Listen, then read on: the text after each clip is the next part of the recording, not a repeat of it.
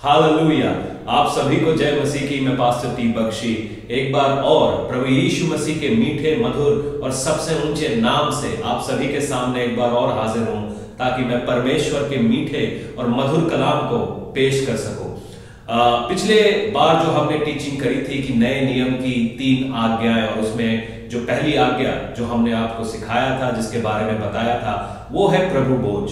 और प्रभु बोझ के बारे में प्रभु यीशु यूं कहते हैं कि ये मेरी देह है और मेरी मृत्यु के स्मरण के लिए यही किया करो। और आज की उसी श्रृंखला में जब हम आज की शिक्षा को देखते हैं, वो है परमेश्वर की दूसरी आज्ञा, जो परमेश्वर प्रभु यीशु ने हम सभी के साथ बांटी। और आज हम उस आज्ञा के ऊपर गौर करेंगे और उस नई नियम की नई आज्ञा के बारे में एक बार हम गहराई से समझेंगे। अगर आपके पास आपकी बाइबल्स हैं तो उसको यूहन्ना रचित सुसमाचार उसके 13 के 34 में खोल सकते हैं। और यूहन्ना 13 के 34 में इस प्रकार से लिखा है, प्रभु यीशु यूं कहते हैं कि मैं तुम्हें एक नई आज्ञा देता हूं कि तुम एक दूसरे से प्रेम रखो। जैसा मैंने तुमसे प्रेम रखा है, वैसा ही तुम भी एक दूसरे से प्रेम रखो। यहां पर प्रभु यीशु एक दूसरे के साथ प्रेम रखने की एक आज्ञा हम सभी को देते हैं। अगर एक शब्द है जो परमेश्वर को डिफाइन कर सकता है या परमेश्वर की परिभाषा दे सकता है, वो है प्रेम। परमेश्वर का एक रूप प्रेम है। God is love. मगर बहुत सारे लोग इसका धोखा खा जाते हैं और वो कहते हैं love is God. Love is not God, but God is love. परमेश्वर प्रेम है, प्रेम परमेश्वर नहीं है। परमेश्वर का एक रूप है जिसको हम प्रेम कहते हैं। परमेश्वर का एक रूप है कि वो न्यायी है। परमेश्वर का एक रूप है कि वो पिता है। परमेश्वर का एक रूप है कि वो प्रेमी पिता है। परमेश्वर का एक रूप है कि वो हमारे लिए उतावला है। परमेश्वर का एक रूप है कि वो धीरज धर के बैठा है। ये कई सारे बातें हैं और परमेश्वर की एक परिभाषा जो एकदम एप्ट होती है इस जगह पर, वो है कि गॉड इज लव। परमेश्वर प्रेम है। और इस प्रेम को हम इस प्रकार से जान सकते हैं कि कई किस्म के प्रेम जो है बाइबल के अंदर मेंशन है, मगर जब हम हिंदी अंग्रेजी की बाइबल पढ़ते हैं तो वहां पर लव लिखा हुआ है। मगर जब हम यूनानी बाइबल को पढ़ते हैं तो वहां पर जो यूनानी भाषा में लिखी हुई बाइबल है, वहां पर करीबन 4 अलग अलग प्रेमों का वर्णन किया गया है। तो उसी श्रृंखला में जो पहला प्रेम है उसको इरोस बोलते हैं, जो एक पति और पत्नी के बीच में किया हुआ प्रेम है। और जो हम अदन की वाटिका में जब परमेश्वर आदम और हव्वा को एक आमने सामने लाया और कहता है कि तुम एक शरीर हो, तो वो इरोस जो प्रेम है वो एक पति और पत्नी के बीच के रिश्ता और उनके बीच का जो प्रेम है उसको दर्शाता है। जो दूसरा प्रेम है वो है स्तोर्ज, जो एक पारिवारिक प्रेम है, जो एक परिवार के अंदर होता है। माँ बाप भाई बहन बेटों के बीच में वो एक पारिवारिक प्रेम है, क्योंकि हम एक रिश्ते में जुड़े हैं, हम एक दूसरे के परिवार का हिस्सा है, इसीलिए हम उस प्रेम का हिस्सा है। जो तीसरा प्रेम है वो है फिलिया। मतलब जब हम कलीसिया में एक दूसरे के साथ मिलते हैं, अड़ोस पड़ोस में एक दूसरे के साथ मिलते हैं, तो वो फिलिया है। और फिलिया का मतलब जो एक फेलोशिप के अंदर जो प्रेम होता है, एक संगति के अंदर जो प्रेम होता है। अगर आप किसी कलीसिया में जा रहे हैं, वो कलीसिया के लोग आपसे प्रेम करते हैं, दैट इज फिलिया। जो चौथा प्रेम है उसको बोलते हैं अगापे, जो परमेश्वर ने हमारे साथ प्रेम किया। अगर आप इरोस, स्तोर्ज और फिलिया को देखें तो ये सारे एक रिलेशनशिप की बात करते हैं। अगर पति पत्नी के बीच में एक रिश्ता है तो एक वहां पे एक एक्सपेक्टेशन भी है, एक उम्मीद भी है। परिवार के बीच में अगर रिश्ता है तो वहां पे एक एक्सपेक्टेशन है, एक उम्मीद है। कलीसिया के बीच में एक रिश्ता है तो उसमें एक एक्सपेक्टेशन है, उम्मीद है। मगर जो अगापे है वो एक ऐसा प्रेम है जो केवल परमेश्वर ही कर सकता है। वहां पे उसको बदले में कुछ नहीं चाहिए, वहां पर उसकी कोई उम्मीद ही नहीं है। आप में से बहुत सारे लोग यूहन्ना 3:16 जानते होंगे बाय हार्ट। वहां पर यूं लिखा है कि परमेश्वर ने जगत से ऐसा प्रेम किया कि उसने अपने इकलौते पुत्र को दे दिया कि जो कोई उस पर विश्वास लाए वो नाश ना हो बल्कि अनंत जीवन पाए। जब परमेश्वर ने अपने इकलौते पुत्र को दे दिया ताकि वो इस पृथ्वी के ऊपर, इस जगत के ऊपर कुर्बान हो जाए, ये बात को समझना बहुत मुश्किल है जब तक आप एक पिता के दृष्टिकोण से नहीं समझते, एक पिता के पॉइंट ऑफ व्यू से नहीं सोचते। अगर आप पिता हैं और आपके पास एक बच्चा है जिसको ले जाया जा रहा है कि उसको शहीद किया जाए, जिसको ले जाया जा रहा है कि उसको मारा जाए, और जब वो दंड पाएगा तब वो लोग जो उसको दंड दे रहे हैं या जो उसको मार रहे हैं वो नजात पाएंगे, ये पिता के लिए सोचना बहुत ही मुश्किल है। अगर जब तक आप उस प्रेम को तब तक आप नहीं समझ पाएंगे जब तक आप उस अपने बच्चे को अपनी गोद में नहीं उठाएंगे। उस प्रेम को समझना बहुत ही मुश्किल है कि जब तक आप अपने बच्चे को आप उसको खिलाएंगे नहीं। ये प्रेम एक बहुत ही अद्भुत प्रेम है कि वो जगत से प्रेम करता है। वो जगत से प्रेम करने वाला पिता अपने इकलौते पुत्र को उस जगत पे निछावर होने के लिए भेज रहा है और बदले में उसको कुछ भी नहीं चाहिए। आज आप इस वचन को सुन रहे हैं, शायद आप प्रभु यीशु पे विश्वास कर रहे हैं। अगर आप इससे 10 साल पहले जाए, 20 साल पहले जाए, जब आप परमेश्वर पे विश्वास ही नहीं करते थे, तब भी प्रभु यीशु आपके लिए कुर्बान हो गया था। चाहे आपका नाम राम सिंह है, आप रहीम है, आपका नाम रहमत सिंह है या कुछ भी है, यीशु मसीह आपके लिए कुर्बान हो गया। आप वो कोई किसी धर्म के अंतर्गत आपके लिए कुर्बान नहीं हुआ। वो एक अगापे प्रेम के हिसाब से जो परमेश्वर ने जगत से प्रेम किया, जहां पर उसको बदले में कुछ भी नहीं चाहिए था, उस हिसाब से वो कुर्बान हो गया। और वो ऐसी ही उम्मीद हमसे रखता है कि प्रेम की परिभाषा क्या है। जब भी हम प्रेम कहते हैं तो सबसे पहला प्रेम जो हमारे दिमाग में आता है, जो हम भारत की पिक्चर या सिनेमा में देखते हैं कि लड़का गीत गाएगा, लड़की दौड़ी चली आएगी और उन दोनों की आपस में शादी हो जाएगी, दी एंड। मगर प्रेम एक्चुअली है ऐसा कुछ है नहीं।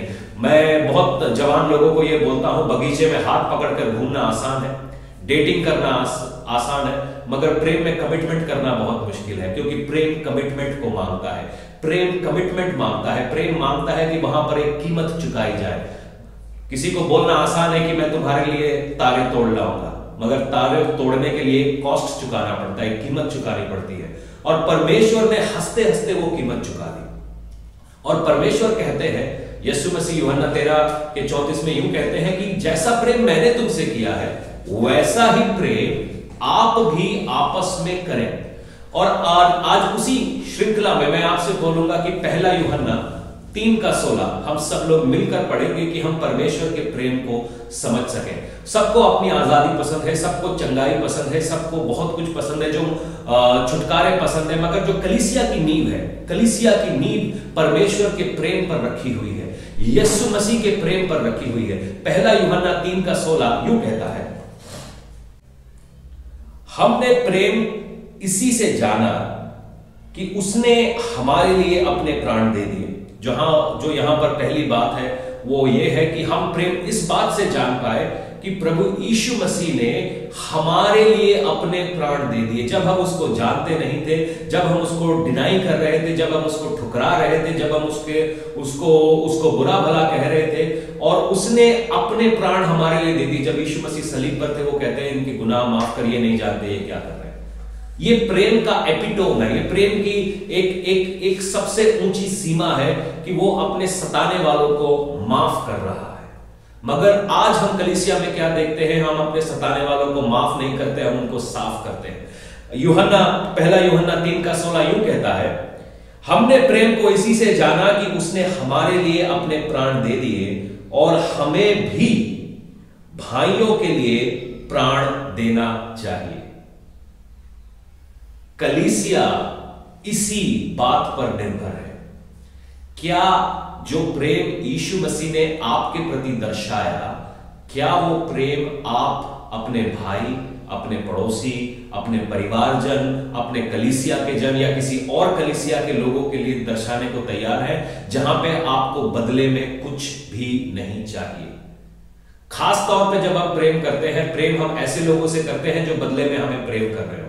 जो हमें नफरत कर रहे हैं उनको प्रेम दिखाना बड़ा मुश्किल है। जो हमारी बातों को मान रहे हो उनको प्रेम करना बहुत आसान है। अच्छा, मगर जो लोग हमारी बातों को नहीं मान रहे उनको प्रेम करना बहुत मुश्किल है। जो लोग हमसे प्रेम करते हैं बदले में हम प्रेम करते हैं, मगर जो लोग हमें नफरत कर रहे हैं उनको प्रेम करना बहुत मुश्किल है। यीशु मसीह ने यह नहीं कहा कि ये जो बगल में आपका भाई बैठा है ये आपसे प्रेम ही कर रहा होगा। हो सकता है वो आपसे नफरत कर रहा है, हो सकता है वो आपकी बात नहीं मान रहा है, मगर फिर भी यीशु मसीह कहते हैं कि जैसा प्रेम मैंने तुमसे किया वैसा ही प्रेम उनसे करो। और वही सीरीज में कहते हैं कि हमें भी अपने भाइयों के लिए प्राण देना चाहिए। मगर आज अगर हम हालात देखें तो हालात बहुत ही अलग है। हमें प्राण देने की बजाय एक दूसरे के प्राण निकालने की कोशिश में हम सब लोग लगे हैं। हम सब लोग एक दूसरे को सही और गलत साबित करने में लगे हैं। कलीसिया सही और गलत, ये सारी बातें अच्छी हैं कि अपोलोजेटिक्स होना चाहिए, अच्छा प्रचार होना चाहिए, वचन का सीधा प्रचार होना चाहिए। I am 100% for it. मगर जब हम किसी को सीधा प्रचार या वचन का प्रचार इसीलिए करते हैं कि मैं उसको नीचा दिखा सकूं या अपना पॉइंट ऊपर कर सकूं, वी हैव लॉस्ट इट।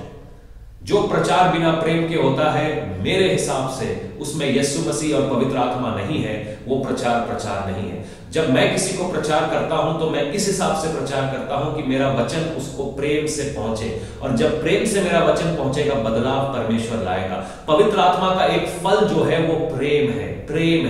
प्रेम वो फल है जो आपको लोगों तक लेके जाता है। प्रेम वो फल है जो आपको प्रेरित बनाता है। प्रेम वो फल है जो भविष्यवाणियां करता है। प्रेम वो फल है जो आशीष और बरकत को लाता है। प्रेम वो फल है जो एक पासवान को प्रेरित करता है कि वो दूसरों के ऊपर आशीष बोले।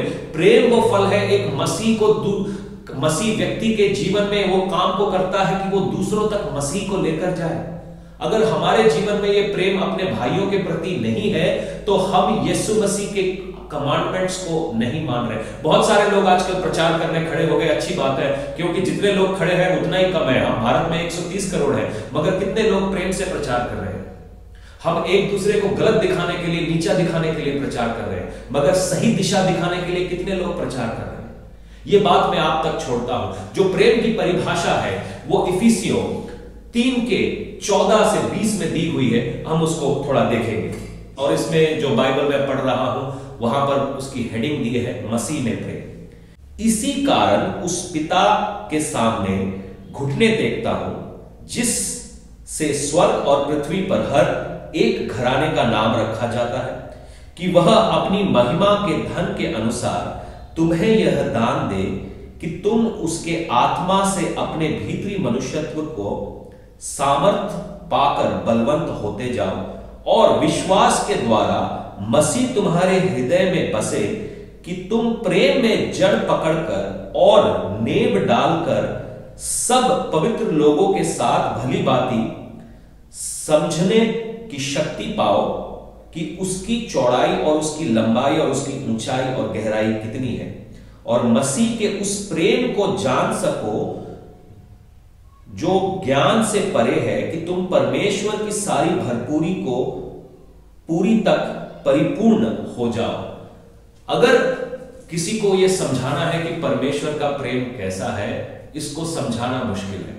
जब कभी हम किसी पाप में गिरे हुए व्यक्ति के पास जाते हैं जिससे कोई भी शायद प्रेम नहीं करता, उसके परिवार वालों ने उसको छोड़ दिया है और लोग उसको बहुत ही धिक्कार रहे हैं, और हम उसको जाकर कहें कि परमेश्वर आपसे प्रेम करता है, तो उस व्यक्ति के लिए हजम करना, उसको डाइजेस्ट करना बहुत मुश्किल है। जब मैं उसको जानता ना था, जब मैं उसको पहचानता ना था, जब मैंने उसका नाम तक नहीं सुना था, जब वो मेरे ख्यालों में भी नहीं था, तब उसने मेरे लिए उद्धार का रास्ता अपने लहू से बना दिया। आज वही प्रेम जो परमेश्वर की पवित्र आत्मा हमको एक दूसरे से करने के लिए कह रही है।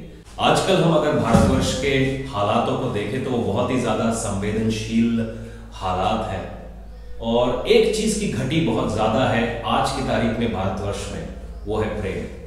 हर कोई राजनीतिक दल किसी ना किसी धर्म का हो गया है, हर कोई किसी ना किसी धर्म का राग लाप रहा है, मगर प्रेम किसी के मन में नहीं है। क्योंकि वहां पर प्रेम नहीं है तो इसीलिए ये बहुत ही ज्यादा संभव है कि हम सब लोग दिशाहीन हैं, गुस्से में भरे हुए हैं, हिंसा में भरे हुए हैं, और सबको लहू देख के बहुत मजा आ रहा है। मगर ऐसा एक प्रेम में भरा हुआ व्यक्ति ऐसा होना नहीं चाहिए। कम से कम कलीसिया को तो कम से कम ऐसा होना नहीं चाहिए। मैं भारतवर्ष की कलीसिया, जितने लोग मेरे को अभी सुन रहे हैं, मैं उन सभी से अनुरोध करूंगा कि आप घुटने पे आकर प्रार्थना करें कि जो हमारे अगुवे हैं, जो हमारे लोग हैं, वो इस प्रेम को समझे, इस भाईचारे को समझे, जो यीशु मसीह समझाता है कि अपने भाई के लिए अपने जानों को देना।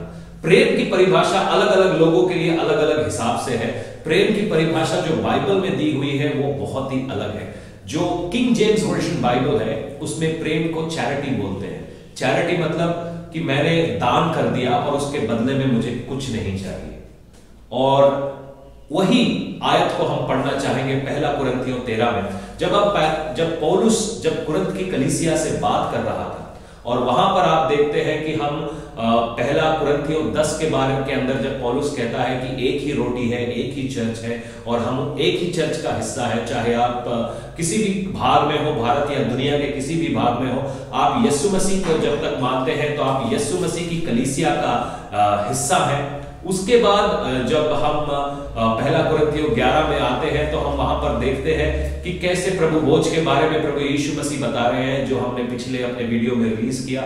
जो हम पहला कुरिन्थियों 12 में आते हैं तो प्रभु यीशु मसीह एक देह के बारे में बताते हैं और कैसे हमको वहां पर फंक्शन करना चाहिए एज अ बॉडी।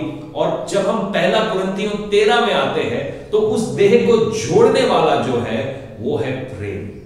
और उस प्रेम की परिभाषा पहले कुरिन्थियों 13 में क्या दी हुई है, मैं चाहता हूं कि हम सब लोग मिलकर पढ़ें ताकि हम परमेश्वर के सिद्ध और सच्चे और ऐसे प्रेम को समझ पाए जो हमें कलीसिया होने के नाते दूसरों के ऊपर प्रकट करना चाहिए। वो यूं है कि यदि मैं मनुष्य और स्वर्गदूत की बोलियां बोलूं और प्रेम ना रखूं तो मैं ठनठनाता हुआ पीतल और झंझनाती हुई झांझ हूं। यहां पर यूं कहता है कि हम बहुत सारे लोग बहुत इसमें खुशी या प्राउड महसूस करते हैं कि मैं अन्य भाषा बोल सकता हूं। अच्छी बात है, आप अन्य भाषा बोल सकते हैं। हम में से हर एक को जो ये वीडियो देख रहा है, आपको अन्य भाषा पाने के लिए प्रार्थना करनी चाहिए। बहुत सारे लोग हमको भी कॉल करते हैं, भाई साहब हमको अन्य भाषा कैसे मिलेगी, पास्टर जी बताइए। मगर सबसे पहली चीज, अन्य भाषा से पहले आपको चाहिए प्रेम। आपको अन्य भाषा चाहिए क्यों? अगर आपके मन में प्रेम नहीं है तो ये अन्य भाषा का कोई लाभ नहीं है। ये अन्य भाषा आप बोल ले और आपके मन में प्रेम ना हो तो आप ठनठनाती हुई झांझ है, ऐसा बाइबल कहता है। यदि मैं भविष्यवाणी कर सकूं और सब भेद और सब प्रकार के ज्ञान को समझूं और मुझ में यहां तक पूरा विश्वास हो कि मैं पहाड़ों को हटा दूं मगर प्रेम ना रखूं तो मुझे कुछ भी लाभ नहीं। भविष्यवाणियां करना अच्छी बात है, चिन्ह और चमत्कार करना अच्छी बात है, मगर अगर वो प्रेम के साथ नहीं है, जो अगापे प्रेम प्रभु यीशु ने हमें हमारे लाइफ में होने की जिसकी कमांडमेंट दी है, जिसकी आज्ञा दी है, तो उसका कोई फायदा नहीं। यदि मैं अपनी संपूर्ण संपत्ति कंगालों को खिला दूं और अपनी देह जलाने के लिए दे दूं और प्रेम ना रखूं तो मुझे कोई लाभ नहीं। जो भी मेरे काम है, ये दान देना, दशमांश देना, अपने गरीबों की मदद करना, अगर इसके बीच में प्रेम नहीं है तो मुझे कोई लाभ नहीं पहुंचता। क्योंकि हर एक काम जो प्रेम से होता है वो परमेश्वर उसकी अकाउंट रखता है, उसकी गिनती रखता है। जो प्रेम के विरोध में होता है या प्रेम के बिना होता है, वहां पर वो परमेश्वर उसको अकाउंट नहीं रखता। आप कई बार जब देखेंगे, प्रभु यीशु मसीह ने भीड़ को देखा और उसके मन में दया उत्पन्न हुई, मर्सी उत्पन्न हुई, कंपैशन आया। जब यीशु मसीह के मन में कंपैशन आया तब वहां पर चिन्ह और चमत्कार होने लगे। ये एक बहुत जरूरी काम है एक सेवकाई का, कलीसिया का, कि आपके मन में दया, कंपैशन हो। अगर वो ही नहीं है तो हम मिनिस्ट्री नहीं, इंडस्ट्री चला रहे हैं। आगे हम देखेंगे 4 आयत से, वो यूं कहता है कि प्रेम धीरजवंत है, वह कृपालु है, प्रेम ढा नहीं करता, प्रेम अपनी बड़ाई नहीं करता, वह फूलता नहीं, वह अनरीति से नहीं चलता, वह अपनी भलाई नहीं चाहता, वह झुंझलाता नहीं है, वह बुरा नहीं मानता, कुकर्म से आनंदित नहीं होता परंतु सत्य से आनंदित होता है, वह सब बातों को सह लेता है, सब बातों की प्रतीति रखता है, सब बातों की आशा रखता है, सब बातों में धीरज धरता है। ये जो प्रेम की परिभाषा है वो ये है कि वो डींगे नहीं मारता, वो फूलता नहीं है, वो धीरजवंत है, वो कृपालु है। मगर हम क्या देखते हैं कि अगर कहीं पे कोई मिरेकल हो गया तो सब अपनी पीठ थपथपाने के लिए तैयार है, कोई यीशु मसीह को महिमा नहीं दे रहा। अगर कहीं पे कुछ बड़ा बात हो गया तो सब अपनी फोटो खिंचवाने के लिए तैयार है, यीशु मसीह को कोई महिमा नहीं दे रहा। क्योंकि प्रेम जो बिना टेस्ट का होता है ना, वो प्रेम नहीं होता। जब तक कोई व्यक्ति आपके साथ कमिट करने को तैयार ना हो, तो वो आपसे केवल ऊपरी बात कर रहा है, वो प्रेम नहीं कर रहा। बाइबल बताती है जब यीशु मसीह का बपतिस्मा हुआ तो यीशु मसीह को जो के ऊपर पवित्र आत्मा उतरी और भविष्यवाणी हुई कि ये मेरा पुत्र है जिससे मैं आनंदित हूं। और उसके बाद बताते हैं कि यीशु मसीह ने अपने पर्चे नहीं छपवाए, अपने पोस्टर नहीं छपवाए, वो सीधा मिनिस्ट्री को नहीं भाग गया, मगर प्रेम का टेस्ट देने के लिए वो जंगल में 40 दिन तक, 40 रात तक उपवास करता रहा, जहां उसकी परीक्षा होती है। Love will take you through a test, the love test. अगर यीशु मसीह की जगह और कोई व्यक्ति होता जिसके ऊपर यह भविष्यवाणी हुई होती तो उसने पूरे शहर में, पूरी दुनिया में अपने पोस्टर छाप देने थे, अपनी कलीसियाएं चालू कर देनी थी और सारा काम बहुत ही एक मार्केटिंग के तरीके से चालू कर देना था। कलीसिया मार्केटिंग की जगह नहीं है, कलीसिया प्रेम की जगह है और प्रेम को आप मार्केट नहीं कर सकते। आप हवस को मार्केट कर सकते, you can market lust but not love, क्योंकि प्रेम बिकाऊ नहीं है। यीशु मसीह 40 दिन और 40 रात तक उस प्रेम का टेस्ट देता रहा, जहां पे शैतान उसकी परीक्षा करता रहा, मगर परमेश्वर अपने प्रेम से हिला नहीं। वो उस प्रेम के टेस्ट को देता रहा सलीब के आखिरी मौके तक, जहां पर बाइबल बताती है जब यीशु मसीह ने कहा इट इज फिनिश्ड और उसने अपने प्राणों को छोड़ दिया। हम में से सब लोग प्रेम चाहते हैं, मगर प्रेम की परीक्षा देना कोई नहीं चाहता।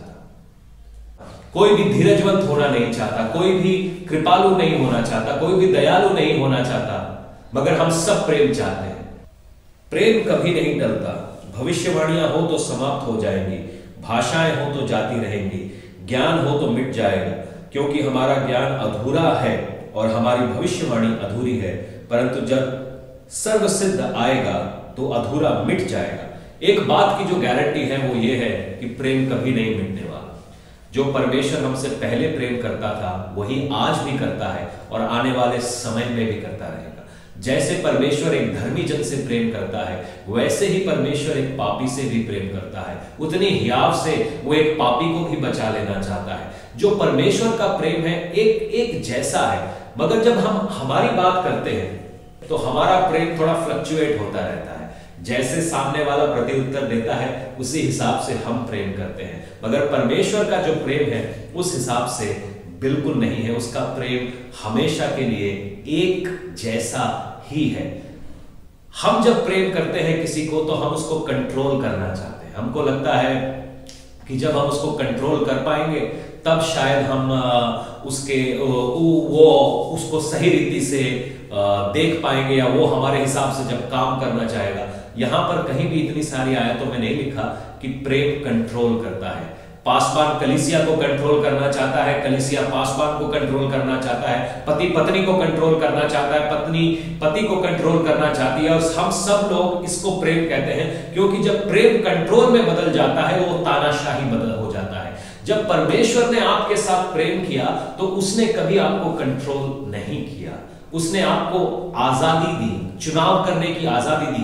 हो सकता है आज आप परमेश्वर को ना जानते, हो सकता है आज आप यीशु मसीह को हाँ ना कहते, हो सकता है उसके सलीब पर विश्वास ना करते, हो सकता है उसकी क्रूस की मृत्यु, उसके पुनरुत्थान पे आप विश्वास ना करते, मगर फिर भी परमेश्वर ने ये सारी बातें आपके लिए पहले कर दी।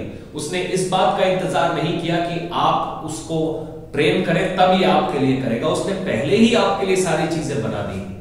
अदन की वाटिका में अगर जब हम कंट्रोल की बात कहते हैं तो एक बात कहकर मैं खत्म करता हूं कि अदन की वाटिका में परमेश्वर ने जब पेड़ लगाया और आदम को कहा कि इस पेड़ को के फल को ना खाना, तो कुछ ऐसा भी कर सकता था ना, वहां पर स्वर्गदूतों को खड़ा कर सकता था जलती हुई तलवार लेकर, मगर परमेश्वर ने आदम को उस फल को खाने से मना किया, मगर उसके आजू बाजू कभी उसने बाड़ा नहीं बनाया। उसने आदम को चुनाव करने का मौका दिया, और आज वही मौका वो हमें भी देता है कि हम चुनाव करें कि क्या हम उस प्रेम की संतान है। अगर यीशु मसीह हमारा पिता है तो क्या वो डीएनए, क्या वो अंश हमारे अंदर भी है कि हम भी उसके प्रेम को दर्शा सके। अगर यीशु मसीह मेरा प्रभु है और मैं उसके पीछे चलता हूं तो क्या वो प्रेम मेरे अंदर भी बसता है? क्या वो प्रेम मेरी कलीसिया के अंदर भी बसता है? क्या वो प्रेम मेरे परिवार के अंदर भी बसता है? क्योंकि अगर ये प्रेम नहीं बसता तो हमारी भविष्यवाणियां, अन्य भाषा, मिनिस्ट्री सब बेकार है। परमेश्वर हमको आज्ञा दे रहा है कि एक दूसरे से प्रेम करें, और प्रेम से किया हुआ काम आपका सदैव बना रहेगा। जिस काम के फाउंडेशन में प्रेम है, जिस काम की नींव में प्रेम है, वो प्रेम हमेशा, वो काम हमेशा बना रहेगा। मगर जिस काम के फाउंडेशन में प्रेम नहीं है, वो जाता रहेगा। तो मैं यही आपको आज एक चैलेंज के साथ छोड़ा जाता हूं कि आप जैसे परमेश्वर ने प्रेम किया है, वैसे ही अपने भाइयों से प्रेम करें, ताकि हम उसकी आज्ञा को मान सके और कलीसिया को एक सामर्थी कलीसिया बना सके। अगर आपको ये वीडियो पसंद आया है तो हमारे पेज को, हमारे YouTube चैनल को जरूर लाइक करिएगा। नीचे घंटी का आइकन दिया है, उसको जरूर आप क्लिक करिएगा ताकि हमारी अपडेट्स आपके साथ मिल सके। आप हमारे साथ ट्विटर और फेसबुक पर भी जुड़ सकते हैं। हमारी प्रार्थना के लाइंस नीचे दिए हुए हैं, हमारी वेबसाइट आपके सामने है। अगर आप हमसे संपर्क करना चाहें, प्रार्थना में जुड़ना चाहें, तो कृपया करके इन जरिए के इन माध्यमों के जरिए आप हमसे कनेक्ट कर सकते हैं। और फिर मुलाकात होगी आपके साथ प्रभु यीशु के वचन के साथ। और मेरा ये विश्वास है कि एक मुलाकात यीशु मसीह के साथ बदल सकती है आपके हालात। फिर मुलाकात होगी आपके साथ, तब तक के लिए जय।